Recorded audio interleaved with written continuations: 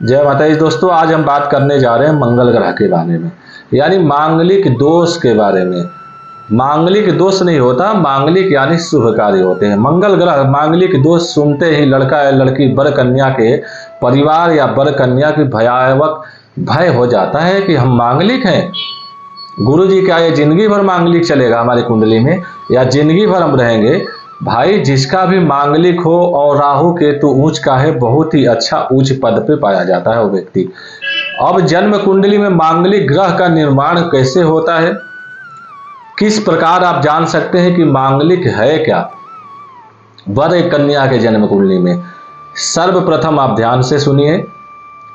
जन्म कुंडली का आप जन्मांग के अनुसार पहला घर, चौथा घर, 8वां और 12, प्रथमम, चतुर्थ, अष्टम और द्वादश, इन स्थानों में अगर मंगल ग्रह बैठा हो तो साधारण रूप से उसको मांगलिक कहा जाता है। तो सभी लोग ये कहते हैं कि आंशिक मांगलिक है कि पूर्ण मांगलिक है। दोस्तों, आंशिक मांगलिक कुछ नहीं होता है, अंश तो कुछ होता ही नहीं। अगर जन्म कुंडली में मांगलिक है तो उसका उपाय और निदान आपको करना चाहिए, क्योंकि आंशिक यानी थोड़ा, कुछ थोड़ा नहीं होता है, विशेष ही होता है। जब दोष है तो दोष है, तो उसको आपको क्या करना चाहिए? मांगलिक है तो सर्वप्रथम आप विशेष ध्यान दो अपने घर में बैठ करके ओम अम अंगारकाय नमः इस मंत्र का जप कीजिए।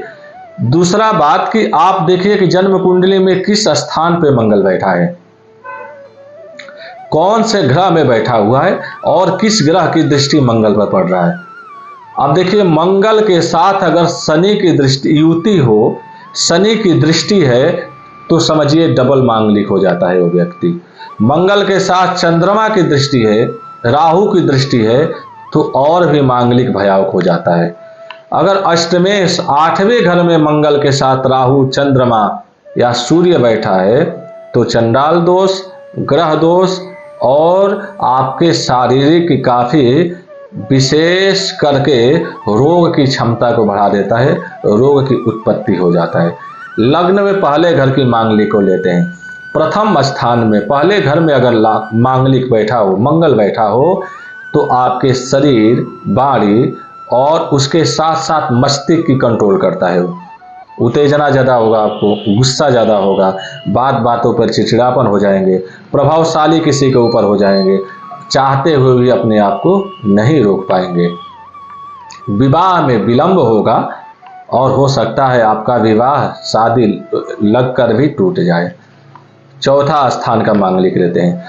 चतुर्थ केंद्र की स्थान होता है। इस केंद्र में अगर मांगलिक आपका बैठा हो तो धन धान से परिपूर्ण होंगे। आपका विवाह जहां भी होगा तो अच्छे घर में होगा।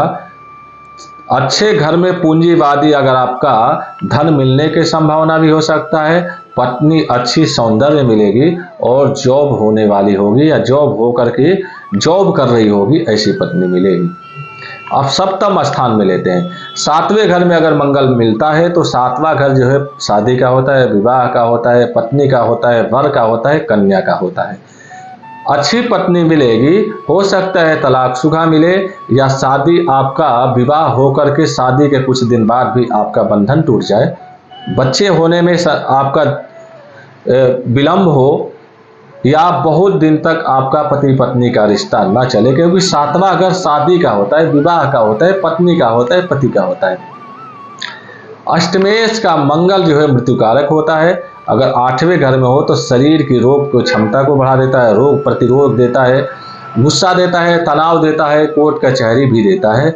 और द्वादशेश का मंगल 12वें घर में अगर मंगल बैठा है दोस्तों, तो कर्जे, ब्याज, खर्चे बहुत कराता है वो, और उसके साथ साथ विदेश का भी फायदा देता है वो। आउट ऑफ द कंट्री, विदेश में भी जाने का आपको मौका देता है। धन संपत्ति आपको बहुत सारा देता है, उसी रास्ते से खर्च का भी महत्व देता है। मांगलिक दोष, मंगल दोष से आपको डरने की बात नहीं है, भयभीत होने की बात नहीं है। आप जो है इसका निदान कराइए।